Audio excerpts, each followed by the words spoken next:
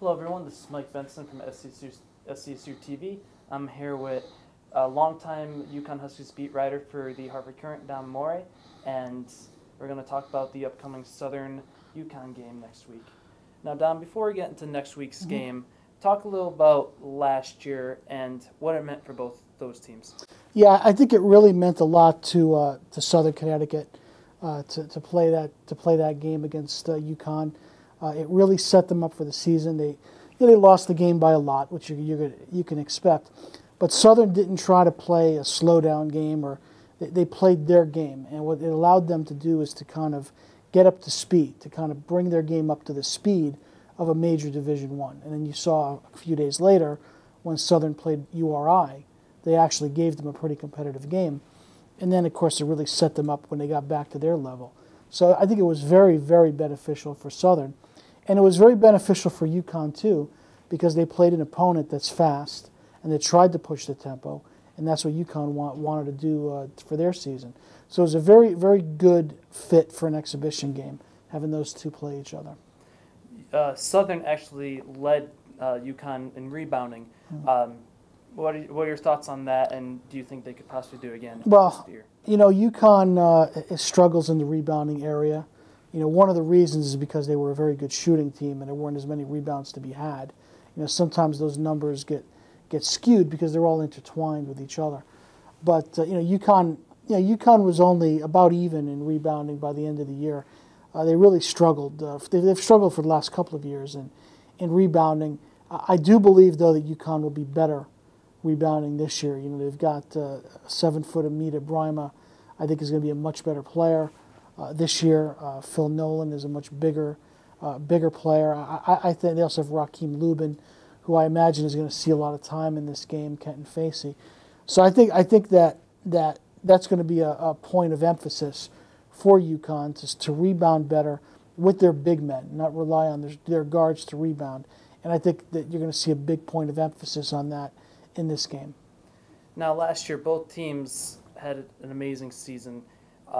UConn ended up winning it all. Southern won the NE10 conference and also made it to the Elite Eight. Do you think there's any effect from the first game that led to their success down the road? Yeah, no, I do. I think that both teams profited from it, and I think that particularly Southern Connecticut, having to play a team like UConn and getting to that level, really helped them when they played their regular schedule. Now, stepping in the shoes of Kevin Ollie and Coach Mike Donnelly, what do you think is going through their minds for next week? Well, Kevin Ollie obviously just wants to get his team ready for the season. He's probably identified 3 or 4 talking points or basketball talking points that he wants to emphasize. Rebounding would be one of them. Pushing the tempo would be one of them. 3-point shooting would be one of them. Maybe certain players that he wants to get going. That's basically what it's about for him. For Mike Donnelly, it's really about keeping Southern Connecticut disciplined to play their game, to not worry about UConn, not concentrate on UConn, but worry about doing the things that they do best, doing the things that they want to do against their Division II opponents, and do them against UConn so that it's really like, in a sense, it's almost like running with ankle weights when you're going up against a team like UConn, if you're Southern Connecticut. And then when they play, their teams, they kind of take those ankle weights off. What matchups are you looking forward the most in Tuesday's game? Well, Tylon Smith versus Ryan Boatright is going to be interesting for me. They're in very similar situations. Both are really out of the shadow of the star players who've left. Boatright is out of Shabazz Napier's shadow, and Tylon Smith is out of Langston's shadow. So it's really their team. It's their team. So as a result of that, I'm kind of interested to see how each of them play individually and how each of them play against each other. If Tylon does a good job with Boatright, then he's certainly the toughest point guard he's going to play all year. So that would really bode well for the kind of season that he's going to have.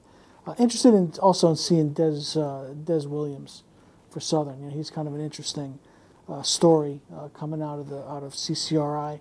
Interesting to see how he does. You mentioned Des Williams. How do you think he will perform not only in the game against UConn, but this season, his first year at Southern? Well, he's got all the ingredients of someone who's going to do a very good job. I mean, he has a lot of experience.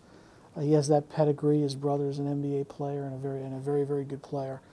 So he has all the ingredients there to be a really good addition for Southern Connecticut. And he comes in to an experienced team and brings a lot of experience himself. And it's almost like, rather than recruiting a freshman and have to break him in, it's almost like picking up an NBA free agent.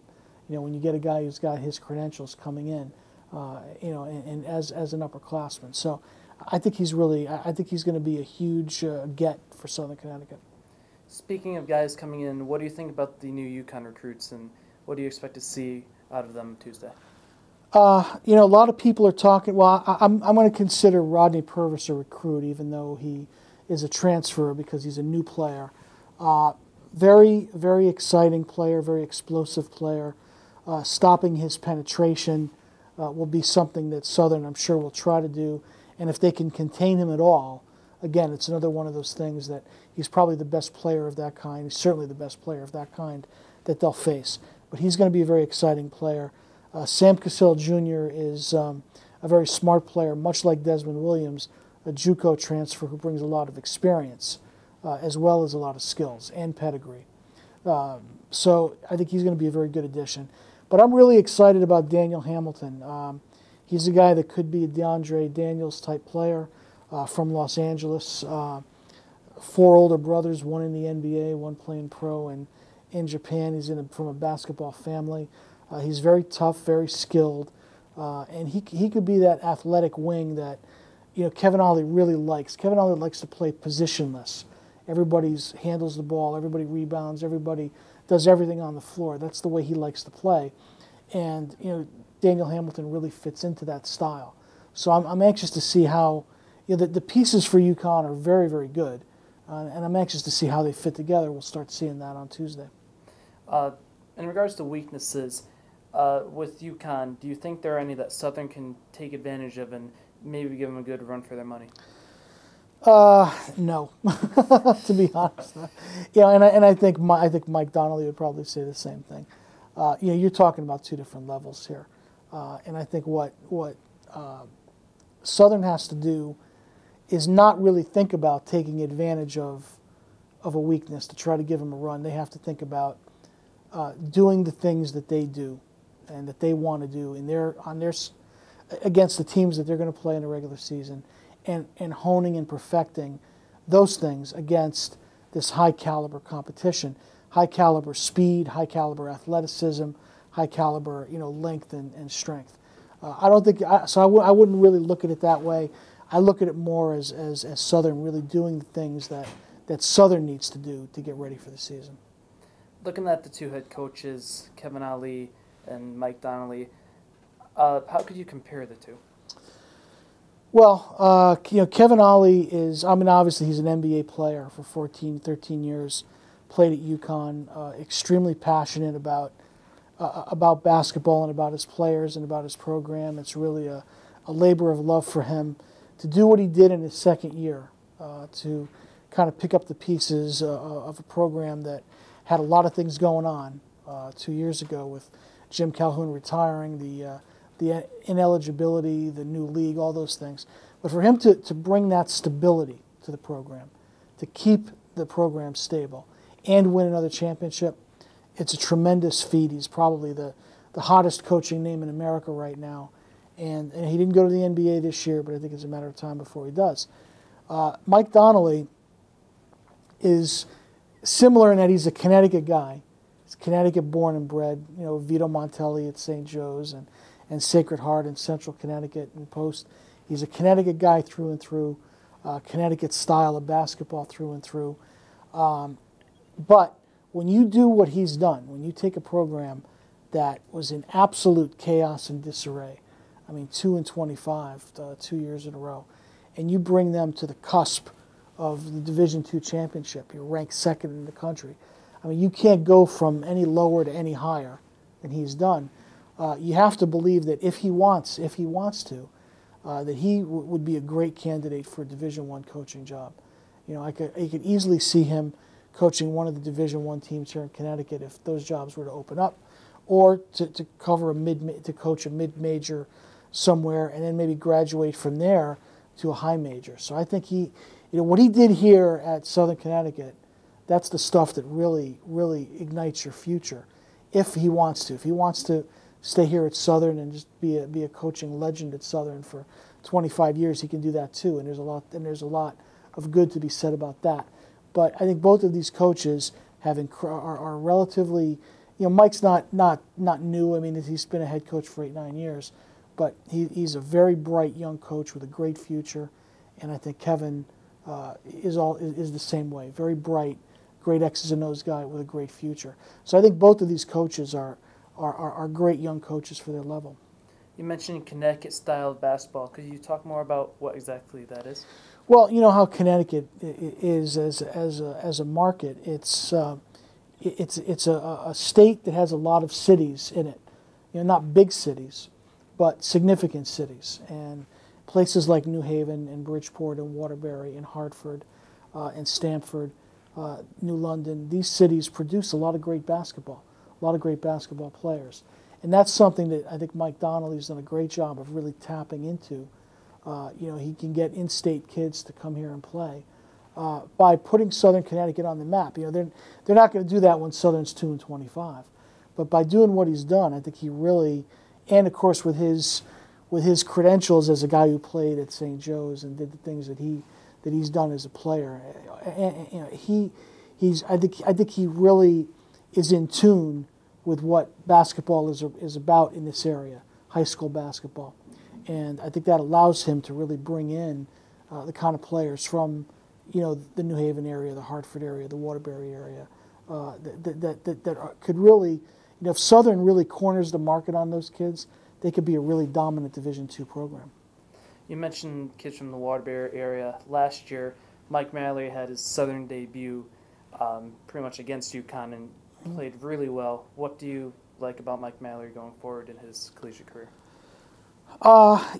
He's just a guy that I think is going to be a great program guy, a guy that is going to be. I think he's going to thrive in what Mike Donnelly likes to do.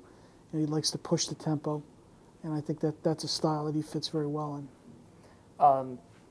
What can you say about the relationship that Southern and UConn has developed over the past few years, and where do you see it going forward? Well, I hope it continues. I mean, I'm a little bit biased because, of course, I came to Southern Connecticut.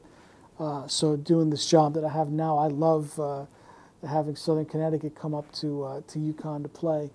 I teach here at Southern, and as was the case last year with you and Trey, I had that opportunity to see you guys there at the game and kind of really get a feel for what I do. So, I mean, selfishly, I love it. And I've always been a believer that if UConn is going to play Division II opponents for exhibition games, why not play Southern Connecticut? Why play one from out of state? The same thing with mid-majors. If they're going to play, Coppin State or Loyola or schools like that, why not play Central Connecticut and UHart? They're doing more of that. I think now they're playing Central Connecticut this year. They're playing Yale again this year. So I do think that UConn, I think UConn can profit by playing in-state opponents. And again, to me, for an exhibition game, this is just ideal because it adds there's a little bit more interest than there would normally be for an exhibition game because it's Southern Connecticut, because it's New Haven, and I think it's a perfect fit. And lastly, what's the greatest thing each team can take away from this game? Well, from Southern Connecticut's point of view, the best thing that they can take away from this game is simply to give a good account of themselves, to play hard the entire way, to play basketball the right way, not worry about the scoreboard, but win as many possessions as they can. I think if they do that, it will be a very good thing for them down the road in Division II. And from UConn's standpoint, what they need to do is really the same things: play hard, play basketball the right way, do the things that, start right away doing the things that they did at the end of last season. Pick up where they left off. I think if they can do that, then I think they'll be on their way, and they'll have gotten a lot from this game. Thank you so much for your time, Dom. All right, you got it, Mike. Anytime.